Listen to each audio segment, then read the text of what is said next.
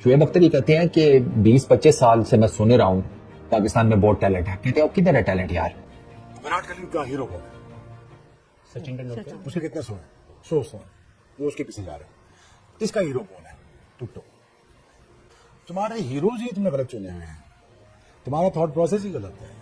तुम शुरू से फ्रॉड हो, शुरू से पकड़े गए हो। स्पोर्ट्स के हवाले से आपको लगता है कि इस 78वें जश्न आजादी के मौके पर हम अपने स्पोर्ट्स के हवाले से एक सियाह तरीन दौर से गुजर रहे हैं, क्योंकि हमारा नाम जो है वो शायद जो माजी में ग्लोरी थी, जो सुनहरे दिन थे, वो अब शायद जिस तरह की हम परफॉर्मेंस दे रहे हैं वो नजर नहीं आ रहे हैं। ये जो स्पेशली टिकटॉक एंड रील्स वाली जनरेशन है, इसके लिए पूरा बास्केटबॉल का मैच, जो कि क्रिकेट के मैच से बहुत छोटा होता है, वो देखना भी मुश्किल है। तो मुझे लग रहा है कि हमारी क्रिकेट के साथ वो वाला मसला आ रहा है। हम खुश हैं कि नसीम शाह की एक हमें रील अच्छी मिल गई है, हमें एक प्लेयर की पर्टिकुलर शॉट जो बहुत पसंद आ जाती है, तो हम खुश हैं कि हमें एक शॉट मिल गई है, अगले 3 माह 15-15 सेकंड्स का एडिट निकालूंगा। मतलब फिर हम कुछ और एंजॉय कर रहे हैं। हाँ। और अब बिल्कुल वाज़ेह होता जा रहा है कि पाकिस्तान क्रिकेट टीम का जो डाउनफॉल है वो जब से स्टार्ट हुआ, अब वो बिल्कुल अब डेड एंड पे पड़ा है कि वेस्ट इंडीज और बांग्लादेश जैसी टीमें जो हैं वो हमें हराना कोई मुश्किल काम समझ ही नहीं है। लेकिन अनफॉर्चुनेटली इतने ज्यादा मैचेस खेलने के बाद भी ये लोग क्रिकेट खेलना नहीं सीखे।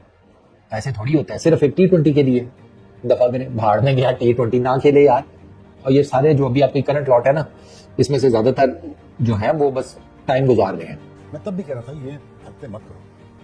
तुम कोई नंबर 1 नहीं आगे, तुम एबनॉर्मल लोगों को प्लान बनाओगे, तुम अजीब से लोगों को आने दोगे, तो फिर यही होगा कि हमारा जो एक हमारी तारीख आई है खेलों के मैदान में, शायद अब हम लैग कर रहे हैं।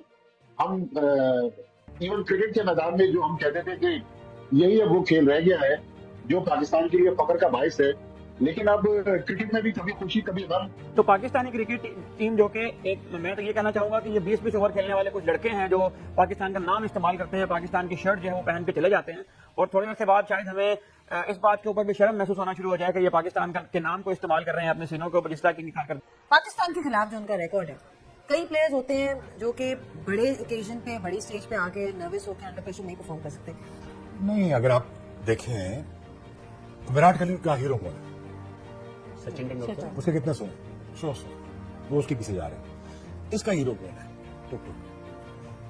तुम्हारे हीरोज ही तुमने गलत चुने हुए हैं। तुम्हारा थॉट प्रोसेस ही गलत है।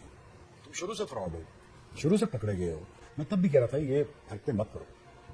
तुम कोई नंबर 1 नहीं आगे, तुम यही पैसे लगा के तुम उनके मुल्क में खेल जाते, तुम्हारी क्रिकेट टीम बन जाती है। तुम्हारी हीरोज गलत है। तुमने गलत लोगों को प्रमोट किया, तुमने गलत लोगों को आगे पुश किया। अब फाइनली जब डिस्प्ले करने का टाइम आया, तुम्हारी गेम खुली। यही है ना, और क्या है? हमारा कोई पर्सनल एजेंडा तो नहीं है। मुझे तो अगर पैसे ना मिलते मैं यहाँ बैठता, मैंने बात भी नहीं करता। I would not even wish to talk about Pakistan team अगर मुझे पैसे ना मिल रहे। बिल्कुल ठीक है। ऑनेस्टली मेरा कोई लेना देना नहीं क्रिकेट से। वो तो मुझे रिक्वेस्ट करके बुलाया गया टीवी, तो मैं आ जाता हूँ। मैं आपको सच कह रहा हूँ, मैं लाइव ऑन टीवी कह रहा हूँ।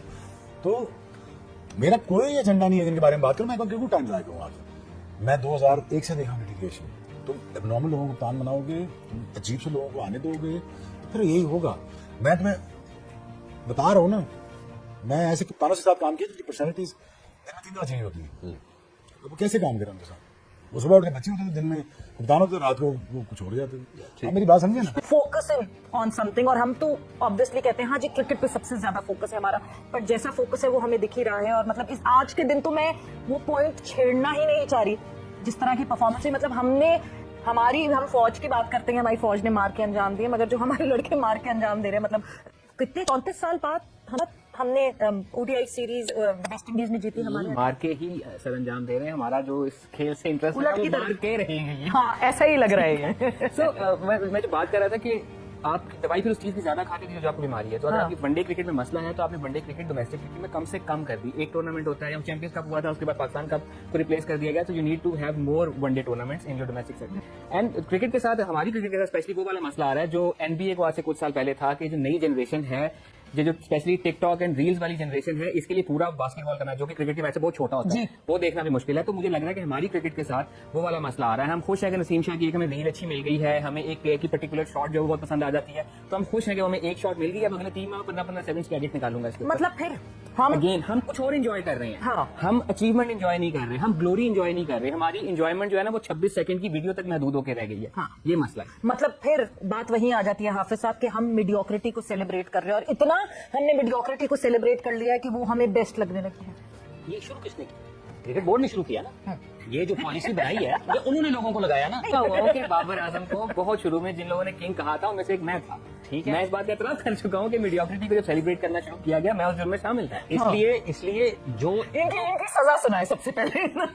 मैं हमारा मामला करने को तैयार हूं। लोग ढूंढ रहे हैं आपको जगह जगह, आप मिल गए हैं आज। इदारा जब आपको डायरेक्शन देते हैं आपके बड़े, हाँ। समत का तयन करते हैं आपके बड़े, और बड़े आपका मायार मुकर्रर करते हैं, उसके ऊपर से नीचे से लोग ऊपर आते हैं, ठीक है। और जब आप अपना मायार ही गिरा देंगे तो फिर लोगों में ऊपर आने की जस्तजू तो खत्म हो जाएगी। शुएब भाई आजकल सख्त किस्म का गुस्से में है, तो सही सही जिसे कहते हैं ना तपे बैठे में है। यार वजह भी समझ आती है शुएब अख्तर के तपने की, हमारी क्रिकेट टीम कुछ करती ही नहीं है। वो बीच में कभी कभार हल्की फुल्के से जीत गए, वरना बस वो जी आओ जी तभी तले काम चालू। शुएब अख्तर ही कहते हैं कि 20-25 साल से मैं सुन रहा हूँ पाकिस्तान में बहुत टैलेंट है। कहते हैं किधर है टैलेंट यार? इस बात को मानने को तैयार ही नहीं हूँ कि पाकिस्तान में टैलेंट नहीं है। पाकिस्तान में टैलेंट है। इसी सेटअप ने आपको उमर गुल भी दिया है यार, आपको यूनस खान दिया है, आपको सईद अजमल दिया है, मिसबा दिया है आपको। पिछले 20-25 सालों में ये बाबर शाहीन, इसके अलावा हारिस रऊफ, यार ऐसा नहीं है कि आपके पास आए नहीं है।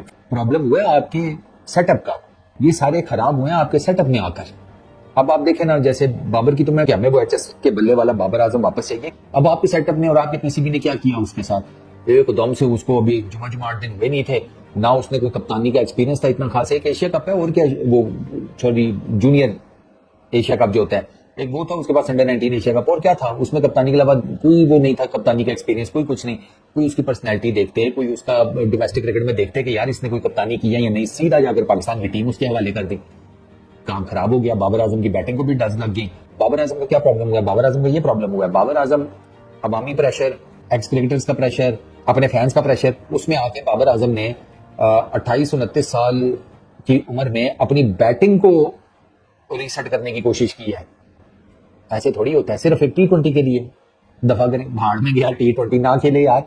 और ये सारे जो अभी आपकी करंट लॉट है ना, इसमें से ज्यादातर जो है वो बस टाइम गुजार रहे हैं। स्पोर्ट्स के हवाले से आपको लगता है कि इस 78वें जश्न आजादी के मौके पर हम अपने स्पोर्ट्स के हवाले से एक सियाह तरीन दौर से गुजर रहे हैं, क्योंकि हमारा नाम जो है वो शायद जो माजी में ग्लोरी थी, जो सुनहरे दिन थे, वो अब शायद जिस तरह की हम परफॉर्मेंस दे रहे हैं वो नजर नहीं आ रहे हैं। लेकिन वाकई स्पोर्ट्स में जो हमारी ग्लोरी थी, जो हमारे बहुत ज्यादा फुतुहात थी मुख्तलिफ खेलों के मुख्तलिफ मैदानों में, आज शायद पाकिस्तान क्रिकेट बोर्ड इस समय अपने सबसे बुरे दौर से गुजर रहा है। मैदान पर टीम लगातार हार का सामना कर रही है। कभी बांग्लादेश जैसी कमज़ोर मानी जाने वाली टीम से भी, कभी वेस्ट इंडीज़ जैसी निम्न रैंकिंग वाली टीमों के खिलाफ भी शर्मनाक हार का सामना करना। इसी के चलते अब पाकिस्तान क्रिकेट बोर्ड पीसीबी ने सख्त रुख अपनाते हुए निर्णय लिया है कि और इसका सीधा असर खिलाड़ियों की जेब पर पड़ने वाला है। सूत्रों के हवाले से बताया कि पीसीबी जल्द ही अपने सेंट्रल कॉन्ट्रैक्ट में बड़ा बदलाव करने जा रहा है, जिसमें सीनियर खिलाड़ियों को मोटी सैलरी में कटौती की जाएगी। इसका सबसे बड़ा कारण है कि टीम का लगातार गिरता प्रदर्शन और की लचर मानसिकता जो मैच में दिखाई देती है। पिछले कुछ वर्षों में पीसीबी खिलाड़ियों को मोटी रकम और शानदार सुविधाएं दे रहा है। आईसीसी से मिलने वाले राजस्व का 3% हिस्सा खिलाड़ियों को कॉन्ट्रैक्ट सेंट्रल से जोड़ा गया था, ताकि उन्हें अंतर्राष्ट्रीय स्तर के अनुसार प्रोत्साहन मिल सके। लेकिन इसके बावजूद पाकिस्तान का प्रदर्शन सुधरने की बजाय खराब हुआ है और पीसीबी इस हिस्सेदारी कॉन्ट्रैक्ट से हटाने की योजना बना रही है।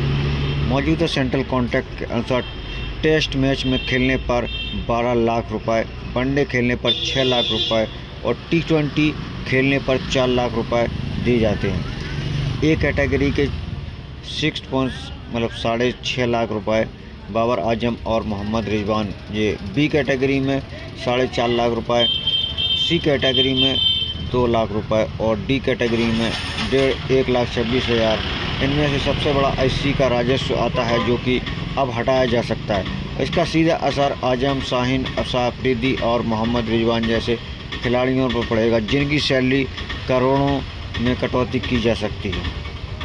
इसके साथ ही मिलियंस में रुपए में दिए गए। इसके बावजूद खिलाड़ियों की मैच फीस में कोई बड़ा बदलाव बढ़ोतरी नहीं की जाएगी। इस बढ़े हुए खर्च में कोई भी लाभ मैदान पर नहीं दिख रहा है।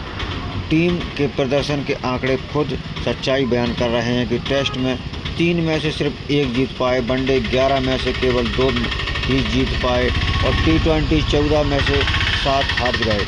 बांग्लादेश और वेस्टइंडीज़ के खिलाफ मिली हार से बोर्ड की नाराज़गी सामने आ चुकी है।